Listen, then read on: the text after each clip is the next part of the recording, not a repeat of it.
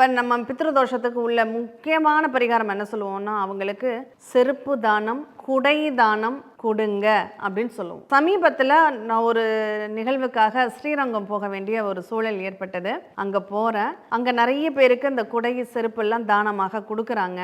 அதை நாங்களும் அந்த குடை செருப்பு கொடுக்கணும் அப்படிங்கிறதுக்காக ஆள்களை தேடுறோம். பட் அவங்களெல்லாம் பார்த்தா எல்லாம் புது செருப்போடு தான் இருக்காங்க. அதுக்கப்புறம் வெளியில் கொஞ்சம் தூரம் வந்து அவங்க அந்த செருப்பெல்லாம் இல்லாதவங்க, அந்த வெயிலில் ஒதுங்கிறதுக்கு கூட வழி இல்லாதவர்களுக்கு பார்த்து அந்த குடையும் செருப்பையும் யாருக்கு தேவையோ அவங்களுக்கு கொடுத்துட்டு வந்தோம். அங்கே தயிர் சாதம் பரிகாரமாக பிரசாதத்திற்காக வச்சுருக்காங்க, வாங்கி ஏழை எளியோர்களுக்கு கொடுப்பதற்காக. அந்த தயிர் சாதத்தை அங்கே உள்ளவங்களுக்கு கொடுத்தா சாதம் எங்களுக்கு வேண்டான்னு சொல்கிறாங்க. பணம் கொடுங்க, எங்களுக்கு சாப்பாடு வேண்டாம். ஆனா கேட்கறது எப்படி? ஒருவேளை சாப்பாட்டுக்கு காசு கொடுத்துட்டு போங்க அப்படின்னு கேட்கறாங்க. உண்மையிலே பசித்தவர்கள் இருப்பாங்க, அந்த பசித்தவர்களுக்கு அந்த உணவை வாங்கி கொடுங்க.